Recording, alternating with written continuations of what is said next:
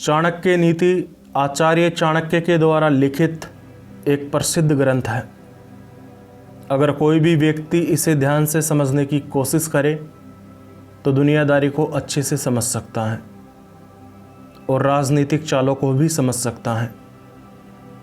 अगर आप इस ग्रंथ को अच्छी तरह से समझ लेते हैं तो आपको मूर्ख बनाना इतना आसान काम नहीं होगा। मैं आपको आचार्य चाणक्य द्वारा लिखित इस किताब के प्रत्येक अध्याय को बिल्कुल विस्तार से समझाने की कोशिश करूंगा। मैं इस सीरीज में संस्कृत श्लोक नहीं बोलूंगा, बल्कि सीधे उनका हिंदी अनुवाद बोलूंगा और फिर उनकी व्याख्या करूंगा। और मैं उनके द्वारा कही गई बातों को केवल दोहराऊंगा ही नहीं, बल्कि आज के समय में उनकी क्या प्रासंगिकता है वह भी समझाऊंगा। अगर आप खुद इस किताब पे विचार करते हैं और आपको कुछ ऐसा अनुभव मिल जाता है जो आपके लिए मेरे बताए गए अनुभव से भी ज़्यादा सटीक और लाभदायक है, तो कृपया आप अपने अनुभव पे ज़्यादा भरोसा करें, क्योंकि आपकी ज़िंदगी में क्या चीज़ काम करेगी और क्या चीज़ काम नहीं करेगी, इस बात को आप मुझसे ज़्यादा बेहतर तरीके से जानते हैं। पहले 3 श्लोक में आचार्य चाणक्य ज्ञान की शुरुआत करने के लिए ईश्वर से प्रार्थना करते हैं और इस ग्रंथ की विशेषताएं बताते हैं, और आचार्य चाणक्य 4 श्लोक से हमें ज्ञान प्रदान करना शुरू करते हैं। तो हम इसकी शुरुआत 4 श्लोक से करेंगे। श्लोक नंबर 4। मूर्ख शिष्य को उपदेश देने से, दुष्ट स्त्री का पालन पोषण करने से, धन के नष्ट होने से, दुखी व्यक्तियों की संगति करने से बुद्धिमान व्यक्ति को भी कष्ट उठाना पड़ता है। आचार्य चाणक्य ने इस 4 श्लोक में बताया है कि अगर कोई व्यक्ति इन 4 कर्मों को करता है तो वह व्यक्ति चाहे कितना ही बुद्धिमान हो, उसे भी कष्ट उठाना पड़ता है और वह भी मुसीबत में पड़कर दुखी हो जाता है। पहला बताया गया है कि मूर्ख शिष्य को उपदेश देने से। अगर हम आचार्य चाणक्य की इस बात को सच मान लेते हैं कि मूर्ख शिष्य को उपदेश देने से एक बुद्धिमान व्यक्ति भी दुखी हो जाता है, तो इसका एक अर्थ यह भी निकलता है कि मूर्ख शिष्य को उपदेश नहीं देना चाहिए। लेकिन अब एक सवाल आता है कि उपदेश मूर्ख शिष्य को ही तो दिया जाता है, बुद्धिमान शिष्य को उपदेश देने की क्या आवश्यकता है? कोई व्यक्ति मूर्ख है, उसमें समझ विकसित करने के लिए ही तो गुरुओं द्वारा प्रयास किया जाता है। अगर कोई व्यक्ति खुद खूब समझदार है और खुद खूब किताबों से पढ़कर सीख सकता है, तो उसे उपदेश दे या उसे उपदेश ना दे, वह तो कैसे भी करके स्वाध्याय करके अपनी उन्नति कर ही लेगा। तो इस हिसाब से तो यह बात तो थोड़ी गलत प्रतीत होती है। लेकिन मुझे लगता है कि यहाँ पर मूर्ख शब्द का प्रयोग उस व्यक्ति के लिए नहीं किया गया है जिसके पास में ज्ञान नहीं है या जो अज्ञानी है, बल्कि यहाँ पे मूर्ख शब्द का प्रयोग उन व्यक्तियों के लिए किया गया है जिनमें सीखने की इच्छा नहीं है। मतलब सीखने की इच्छा से रहित व्यक्तियों को मूर्ख के रूप में बताया गया है।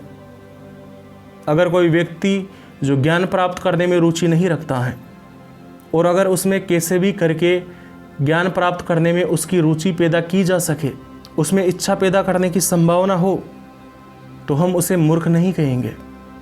मूर्ख असल में उस व्यक्ति के लिए प्रयोग किया गया है जिसे लाख कोशिशों के बावजूद भी सीखने के लिए तैयार नहीं किया जा सकता। और स्वाभाविक सी बात है, यदि एक व्यक्ति ऐसी जगह पे घी डालेगा जहाँ पर थोड़ी सी आग भी मौजूद नहीं है, तो वह आग बढ़कर तेज़ नहीं होगी। लेकिन अगर किसी जगह पे थोड़ी सी आग मौजूद है तो उस जगह पे हम घी डालते हैं तो उसका कुछ फ़ायदा होगा।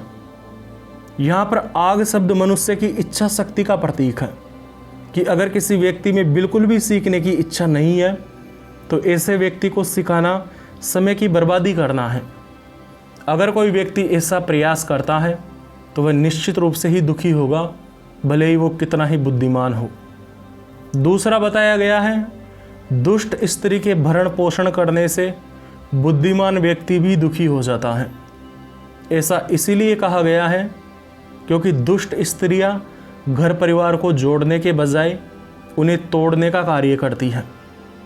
और रोज़ाना झगड़ा कराने का कारण बनती हैं। इस वजह से एक व्यक्ति की शांति भंग हो जाती है और वह मानसिक तनाव का शिकार हो जाता है। और लगातार मानसिक तनाव रहने की वजह से एक व्यक्ति की जल्दी ही मौत हो जाती है, क्योंकि हमारे शरीर की अधिकतर बीमारियों का कारण तो हमारा तनाव ही होता है। दुष्ट स्त्री की वजह से एक व्यक्ति समाज में अपनी इज्जत खोने लग जाता है, उसका मान सम्मान कम हो जाता है या कभी कभी तो ख़त्म ही हो जाता है। और दुष्ट स्त्री धन का दुरुपयोग करती है, इस वजह से धन की बर्बादी होती है और वह जिस जगह पे धन का प्रयोग करती है उस जगह से भी हानि होने की संभावना रहती है। एक दुष्ट स्त्री या व्यभिचारिणी स्त्री अपने स्वार्थ की पूर्ति के लिए अपने पति को वश में करके उससे ऐसे कार्य करवा सकती है जिससे उस व्यक्ति का विनाश हो जाता है। इसीलिए दुष्ट स्त्री की संगति करने से आचार्य चाणक्य सावधान कर रहे हैं। तीसरा बताया गया है धन के नष्ट होने से। कोई व्यक्ति चाहे कितना ही बुद्धिमान हो, लेकिन अगर उसके पास में ज़्यादा धन संपत्ति नहीं है तो लोग उसे उतना महत्व नहीं देते हैं जितना कि लोग उस व्यक्ति को महत्व देते हैं जिसके पास में खूब धन संपत्ति है और वह बुद्धिमान भी है। अगर एक व्यक्ति जिसके पास में खूब धन संपत्ति है लेकिन वह थोड़ा कम बुद्धिमान है तो ऐसी स्थिति में भी उसे खूब मान सम्मान मिलेगा और उसे ज़्यादा बुद्धिमान माना जाएगा। और जब भी कोई विशेष फैसला लेना होगा तो लोग उसी के पास जाएंगे, उसी पे ज़्यादा भरोसा करेंगे। और एक व्यक्ति जो खूब बुद्धिमान है लेकिन उसके पास में धन संपत्ति नहीं है तो लोग उसकी बातों पे ज़्यादा भरोसा नहीं करते हैं। लोग कई सवाल करने लग जाते हैं कि अगर तू इतना ही बुद्धिमान है तो खुद की स्थिति क्यों नहीं सुधार देता। मतलब देखा जाए तो बुद्धिमान व्यक्ति की प्रतिष्ठा भी धन पर टिकी होती है। और एक व्यक्ति जो चाहे कितना ही बुद्धिमान हो लेकिन उसके पास में धन नहीं है तो वह अपने परिवार का खर्चा न चलाने की वजह से भी दुखी रहेगा। इस वजह से कहा गया है कि धन के नष्ट होने से बुद्धिमान व्यक्ति भी दुखी हो जाता है, क्योंकि संसार में धन के बिना काम नहीं चलता। चौथा बताया गया है कि दुखी व्यक्तियों की संगति करने से। कोई भी व्यक्ति यदि इस श्लोक पे थोड़ा विचार करेगा तो उसे पता चल जाएगा कि आचार्य चाणक्य कह रहे हैं कि दुखी व्यक्तियों की संगति करने से एक व्यक्ति दुखी हो जाता है, क्योंकि संगति का असर पड़ता है। लेकिन मन में एक सवाल पैदा होता है, तो क्या हमें दुखी और ज़रूरतमंद लोगों की मदद नहीं करनी चाहिए? क्या आचार्य चाणक्य निर्दयी होने की बात कर रहे हैं? तो हम ऐसा तो नहीं कह सकते, क्योंकि आचार्य चाणक्य खुद एक देशभक्त थे और समाजसेवी भी थे।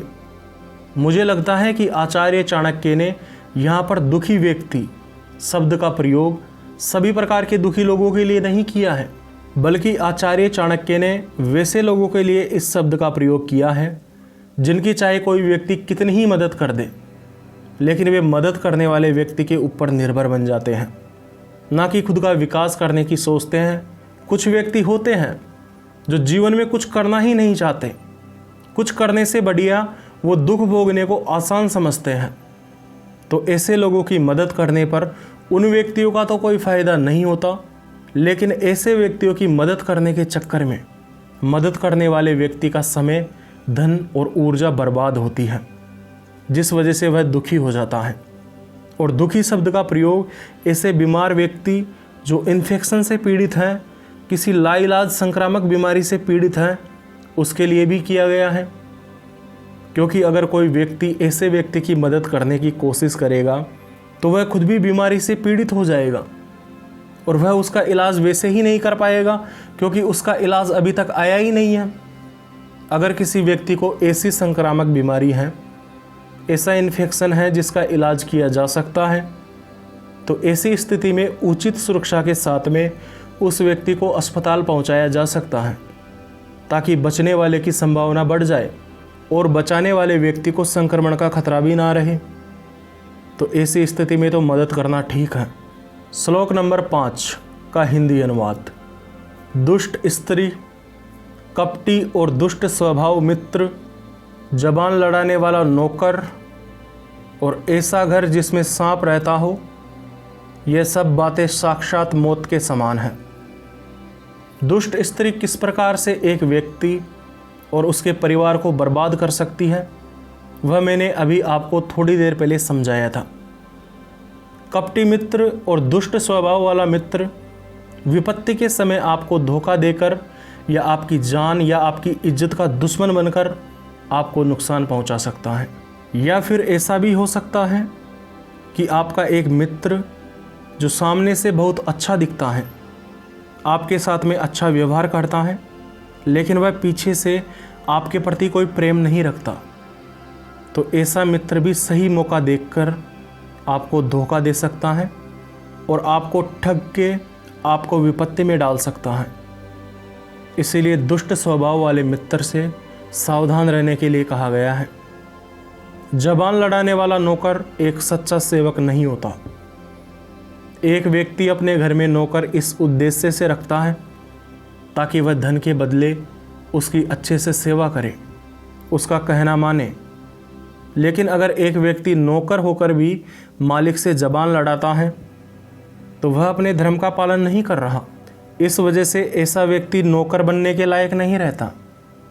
ऐसा व्यक्ति अपने मालिक की इज्जत को मिट्टी में मिला सकता है। और आगे बताया गया है कि ऐसा घर जिसमें सांप रहता हो वह भी मौत के समान है। इसका एक सीधा अर्थ तो यही निकलता है कि सांप जान का दुश्मन होता है, इस वजह से उसका घर में न रहना ही अच्छा है, उसका घर में रहना मौत के समान है। लेकिन यहाँ पर सांप एक प्रतीक भी है, ये एक इंडिकेटर है जो दुष्ट लोगों की ओर या उस घर से जुड़ी दुष्ट बातों की ओर संकेत करता है। श्लोक 6। किसी कष्ट या आपत्ति काल से बचाव करने के लिए धन की रक्षा करनी चाहिए और धन खर्च करके भी स्त्रियों की रक्षा करनी चाहिए। लेकिन स्त्रियों और धन की रक्षा से भी ज़्यादा आवश्यक होता है कि एक व्यक्ति खुद की रक्षा करे। जैसा कि आचार्य चाणक्य ने कहा है कि बुरे समय के लिए धन को बचाना चाहिए ताकि हम हमारे बुरे समय का सामना आसानी से कर सके। और अगर बात अपनी स्त्री या पत्नी पे आ जाए तो धन खर्च करके भी उसकी रक्षा करनी चाहिए। लेकिन आगे आचार्य जी कहते हैं कि अगर बात अपने प्राणों की आ जाए तो धन की रक्षा और स्त्री की रक्षा को भूलकर सबसे पहले आत्मरक्षा करनी चाहिए, मतलब खुद को बचाना चाहिए। अब यदि हम इस बात को सीधे सीधे सुनते हैं या सीधे सीधे पढ़ते हैं तो ऐसा महसूस होता है कि आचार्य चाणक्य भी स्त्रियों के प्रति रूढ़िवादी थे। लेकिन मेरे हिसाब से इस बात को और गहराई से समझा जा सकता है। वैसे भी कहते हैं कि महाज्ञानी लोग कम शब्दों में अधिक बातें कहते हैं और उन शब्दों से नया नया ज्ञान पैदा होता रहता है। तो वैसे ही आधुनिक समय के हिसाब से यदि इसका अर्थ निकाला जाए तो यहाँ पर स्त्री से मतलब है कि एक पुरुष की सबसे प्रिय चीज़ या सबसे मूल्यवान चीज़। तो इस हिसाब से ऐसा कहा जा सकता है कि आचार्य चाणक्य हमसे यह कहना चाहते हैं कि अगर कोई बड़ी मुसीबत आ जाए तो उस मुसीबत से बचने के लिए यदि हमें हमारा संपूर्ण धन भी गंवाना पड़े तो हमें गंवा देना चाहिए। यदि हमें हमारी सबसे प्रिय चीज़ जैसे कोई गाड़ी, हीरा, मकान, ज़मीन इत्यादि गंवानी पड़े तो गंवा देनी चाहिए। इन चीज़ों के प्रति मोह रख के अपने प्राणों को संकट में नहीं डालना चाहिए, क्योंकि अगर आप ही नहीं रहे तो इन चीज़ों का कोई मतलब नहीं है, भले ही वो कितनी ही मूल्यवान हो। अगर आप जिंदा बच जाते हैं तो अपने परिश्रम के द्वारा इन सब चीज़ों को वापस पा सकते हैं। लेकिन यदि आप ही नहीं रहते तो ये सब चीज़ें भी बेकार हो जाती हैं और आपके प्राण भी चले जाते हैं। हालांकि मैं पूरे विश्वास के साथ में तो ऐसा नहीं कह सकता कि आचार्य चाणक्य यहाँ पर पत्नी की बात नहीं कर रहे हैं, लेकिन फिर भी गहराई से विचार करें तो एक अर्थ यह भी निकलता है। और ऐसा भी हो सकता है कि वास्तव में आचार्य चाणक्य वही कहना चाहते हो जैसा कि उन्होंने शब्दों में कहा है, क्योंकि पुरुषवादी समाज में ऐसे वाक्य कहना कोई बड़ी बात नहीं है। श्लोक नंबर 7। आपत्ति काल के लिए धन की रक्षा करनी चाहिए, लेकिन धनवान का आपत्ति क्या करेगी? अर्थात धनवान पर आपत्ति आती ही कहाँ है? तो प्रश्न उठा कि लक्ष्मी तो चंचल होती हैं, पता नहीं कब नष्ट हो जाए। तो फिर यदि ऐसा है तो कदाचित संचित धन भी नष्ट हो सकता है। आचार्य चाणक्य बताते हैं कि फालतू खर्च करने के बजाय धन की रक्षा करना जरूरी है, ताकि वह बुरे समय में काम में लिया जा सके और दुखों में कमी की जा सके। लेकिन वे आगे कहते हैं कि धनवान का आपत्ति क्या करेगी। इस लाइन के द्वारा वो यह कहना चाहते हैं कि कुछ धनी व्यक्ति ऐसे होते हैं जो सोचते हैं कि हम तो खूब अमीर हैं, हम हर प्रकार की मुसीबत का सामना कर सकते हैं। और कुछ लोग ऐसा भी सोचते हैं कि वे हमेशा अमीर रहेंगे। लेकिन आचार्य चाणक्य कहते हैं कि लक्ष्मी तो चंचल होती हैं। लक्ष्मी का मतलब यहाँ पर धन से है, क्योंकि धन की देवी लक्ष्मी होती हैं। और उसके चंचल स्वभाव होने का मतलब है कि धन कभी भी हाथों से फिसल सकता है, और कभी कभी तो खूब इकट्ठा किया हुआ धन भी रातों रात गायब हो सकता है। इस वजह से अपने धन पर ज़्यादा घमंड ना करें और हमेशा सही कर्म करके धन का अर्जन करें, क्योंकि बिना धन के एक व्यक्ति ना तो अपनी मदद कर सकता है और ना दूसरों की मदद कर सकता है। इस प्रकार यहाँ पर बचत करने का महत्व बताया गया है। श्लोक 8। जिस देश में सम्मान न हो, जहाँ कोई आजीविका न मिले, जहाँ अपना कोई भाई बंधु न रहता हो और जहाँ विद्या अध्ययन संभव न हो, ऐसे स्थानों पे नहीं रहना चाहिए।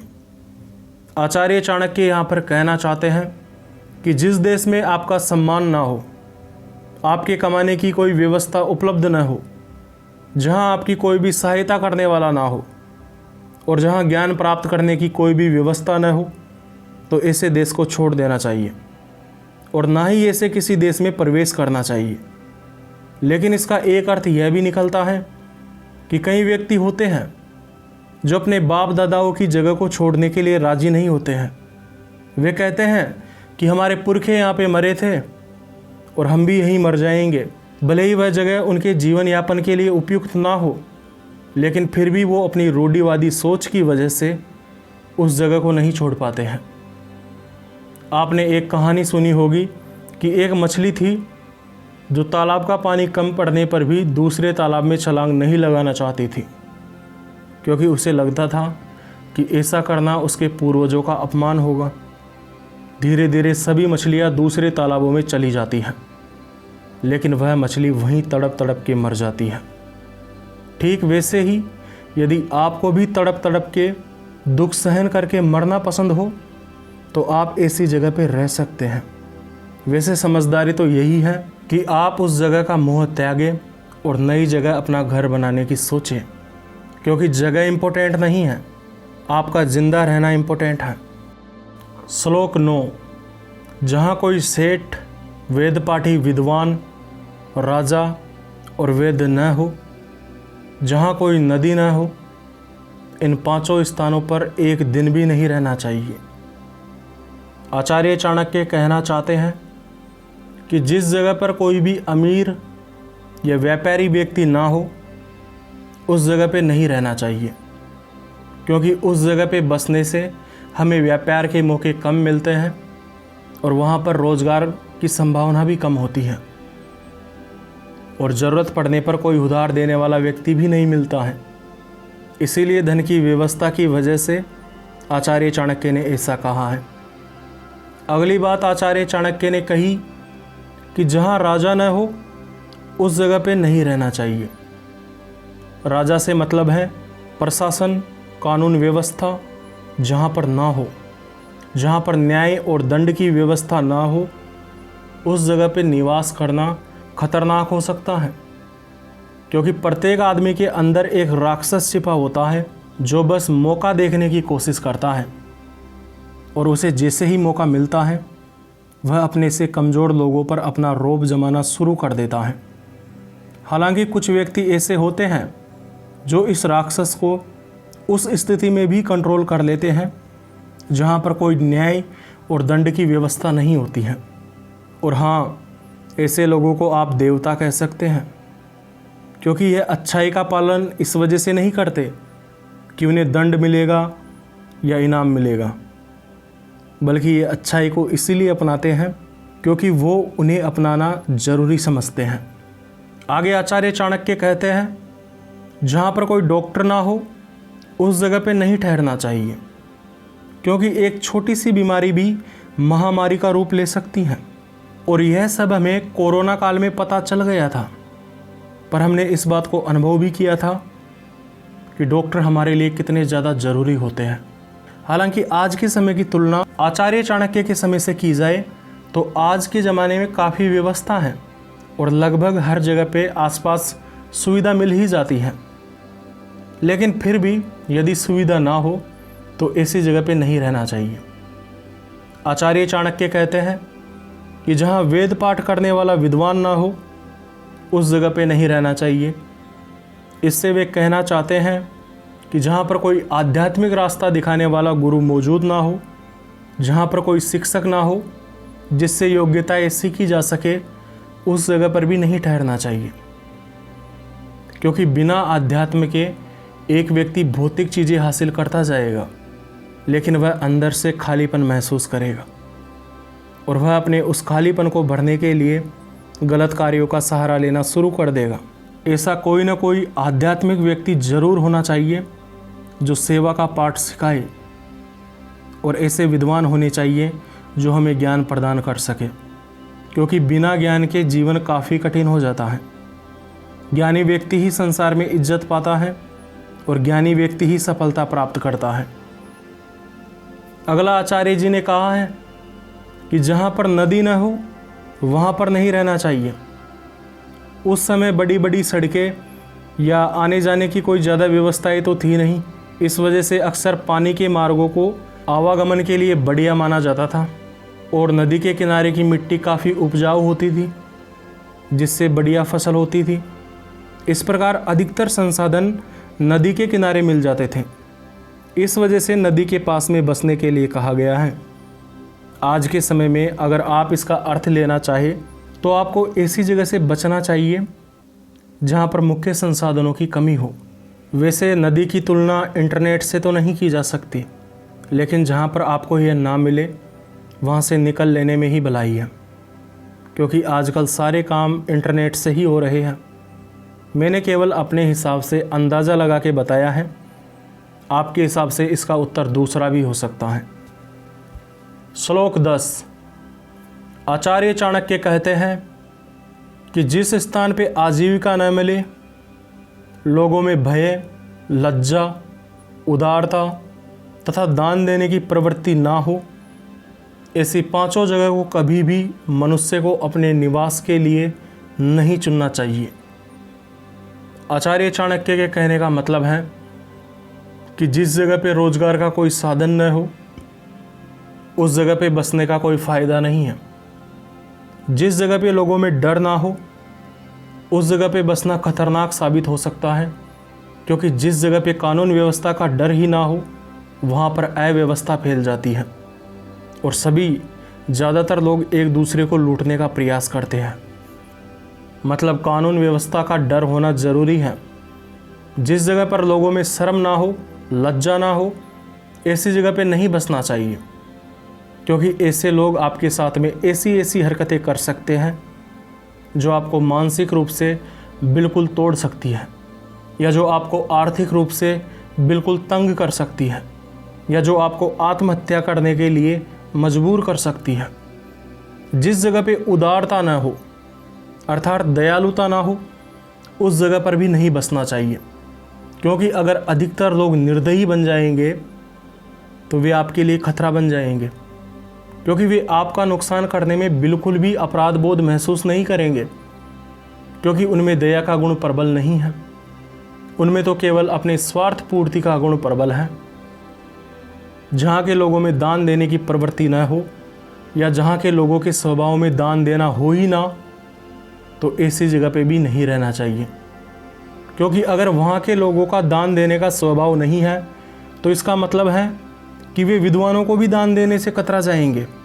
जिस वजह से वहाँ पर विद्वानों की कमी हो जाएगी, और जहाँ विद्वानों की कमी हो जाएगी वहाँ पर अज्ञान फैल जाता है, और अज्ञान तो बर्बाद करता है ही, जीवन को कष्टपूर्ण बना देता है। अगर किसी जगह के लोग दानशील नहीं होंगे और आप वहाँ पे निवास करेंगे तो आवश्यकता पड़ने पर वो आपकी भी मदद नहीं करेंगे, जिसकी वजह से आपको अपने संकट का सामना खुद ही करना होगा। आपको दूसरों की कोई मदद नहीं मिलेगी। श्लोक 11। किसी महत्वपूर्ण कार्य पर भेजते समय सेवक की पहचान होती है। दुख के समय में बंधु बांधवों की पहचान होती है। विपत्ति के समय मित्र की तथा धन के नष्ट हो जाने पर पत्नी की परीक्षा होती है। अगर कोई सेवक आपकी सेवा इसलिए करता है ताकि वह आपकी प्रशंसा पा सके या आपसे धन पा सके, तो भले ही सामान्य स्थितियों में वह अच्छा सेवक दिख सकता है, लेकिन सच्चे सेवक की पहचान तो किसी महत्वपूर्ण अवसर पर ही होती है। कोई सेवक आपको बिल्कुल भी अपने अवगुण नहीं दिखने देता और आपको भी लगता है कि यह एकदम बढ़िया आदमी है, ईमानदार आदमी है, और जब आप उसे किसी महत्वपूर्ण कार्य के लिए भेजते हैं तो वह आपके सारे राज खोल देता है या आपकी सारी संपत्ति हेर फेर कर देता है, तो ऐसे सेवक को सच्चा सेवक नहीं कहा जा सकता। बेईमान व्यक्ति ईमानदारी की चादर ओढ़कर खुद के चरित्र को ईमानदार नहीं कह सकता।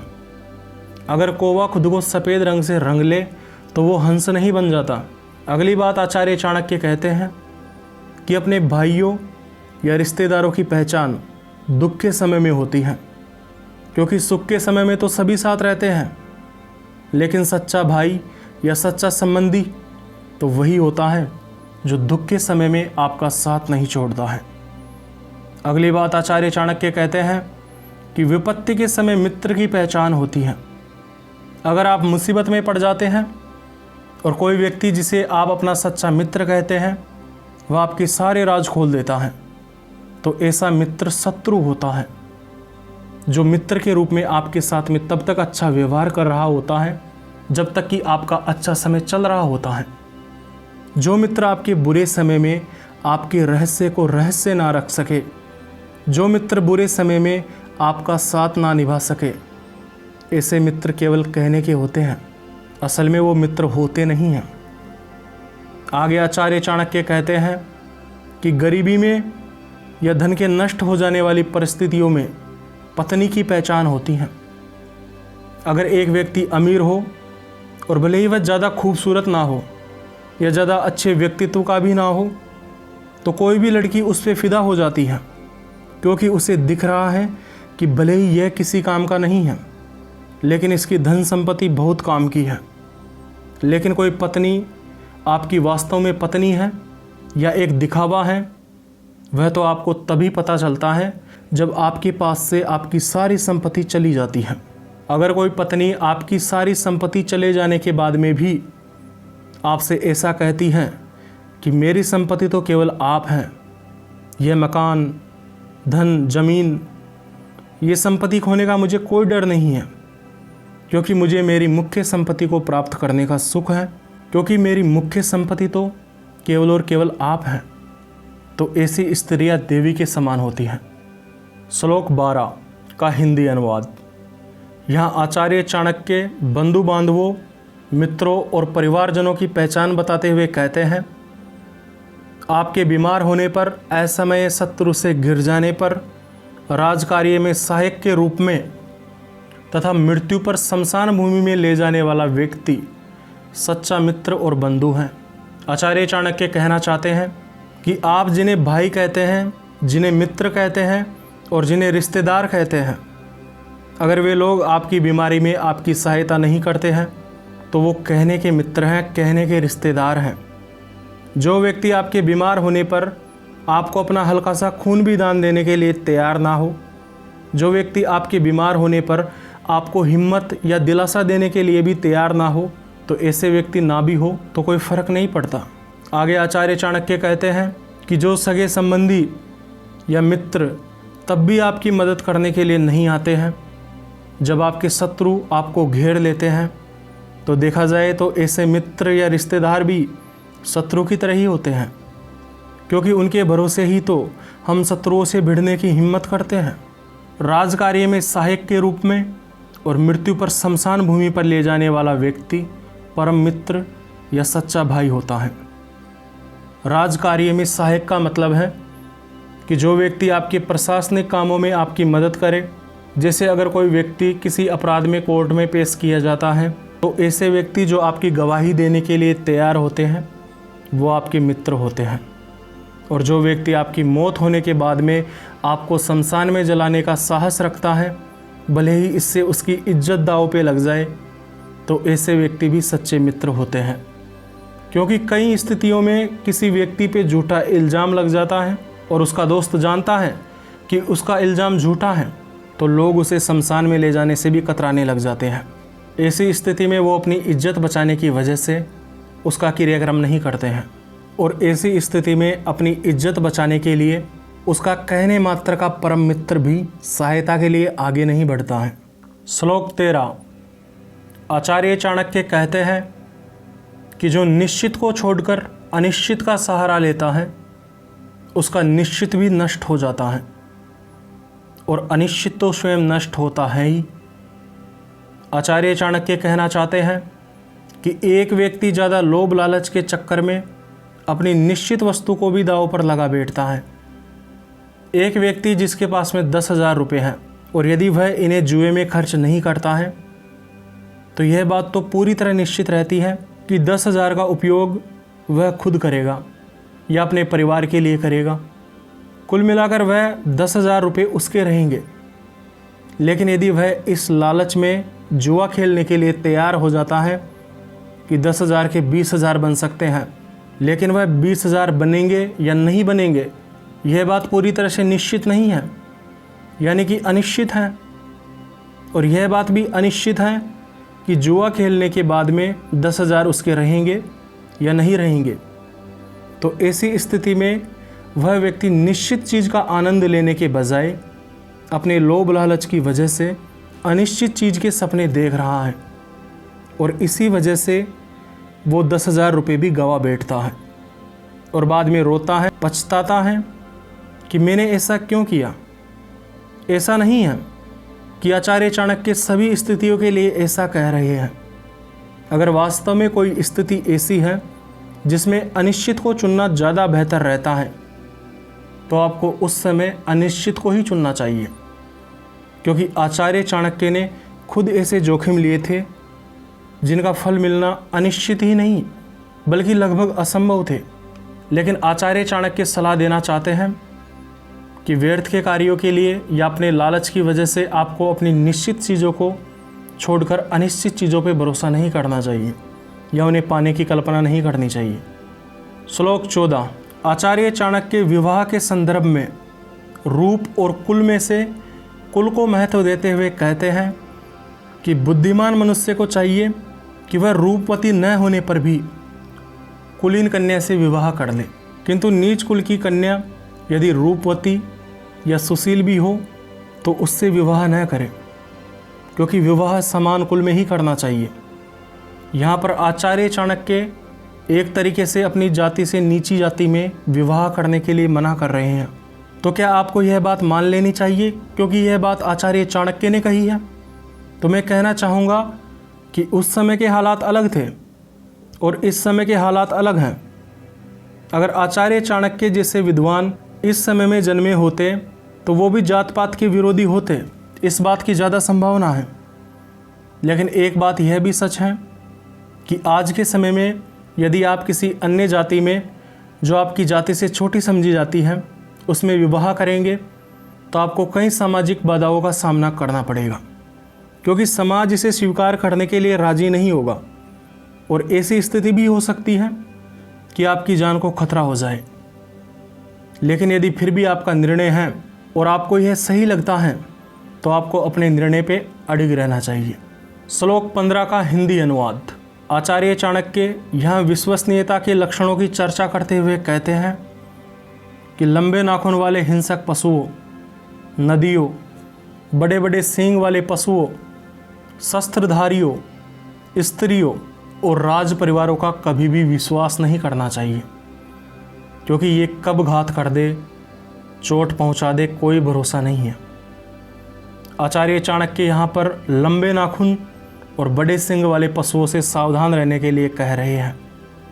इसका एक अर्थ तो हमें शब्दों से ही पता चल जाता है कि जंगली जानवरों से सावधान रहने के लिए कहा जा रहा है, लेकिन इसके पीछे छिपा हुआ एक अर्थ यह भी हो सकता है कि जिन व्यक्तियों का स्वभाव ही दुष्ट होता है, ऐसे व्यक्तियों का विश्वास नहीं करना चाहिए। अगर ऐसा व्यक्ति आपको यह विश्वास दिलाने की कोशिश करे कि वो अब सुधर चुका है, तो भी उसका विश्वास नहीं करना चाहिए, क्योंकि दुष्ट व्यक्ति के सुधरने की संभावना बहुत कम होती है।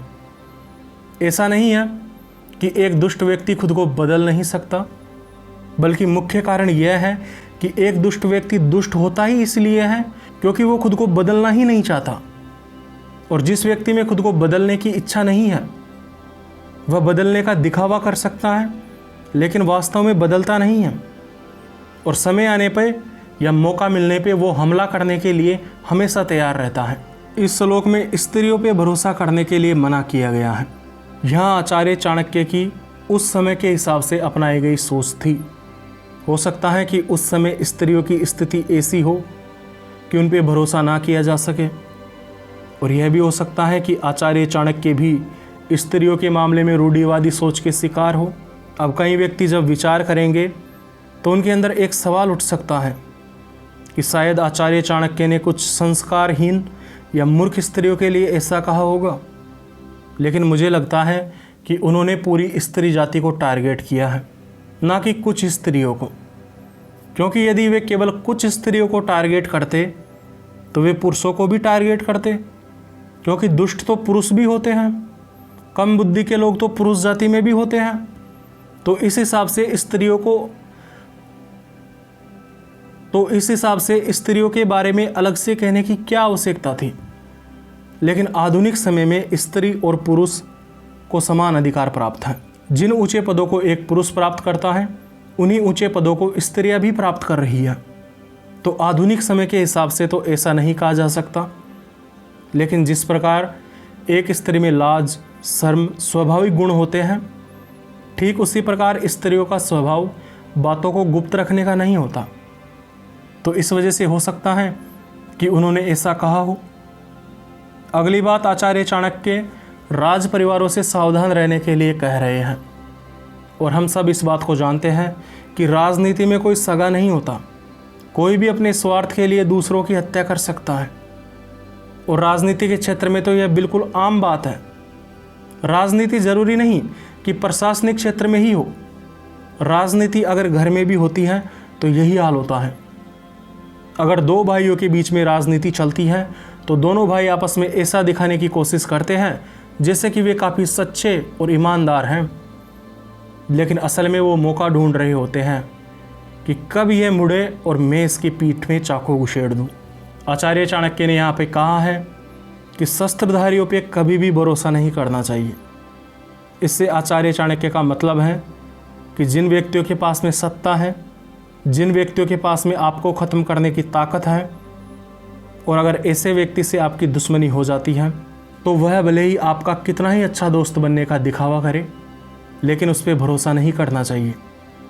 और आचार्य चाणक्य नदी से सावधान रहने के लिए कह रहे हैं। इस माध्यम से वो कहना चाहते हैं कि प्राकृतिक आपदाओं का कोई भरोसा नहीं रहता है, इसीलिए प्राकृतिक आपदाओं से संभल कर रहना चाहिए, क्योंकि प्राकृतिक आपदाओं पर मनुष्य का कोई बस नहीं चलता। एक मनुष्य चाहे अपने लिए कितनी ही कड़ी सुरक्षा तैयार कर ले, लेकिन फिर भी इस बात की गारंटी नहीं दी जा सकती कि कोई प्राकृतिक आपदा उसे नुकसान नहीं पहुंचा सकती।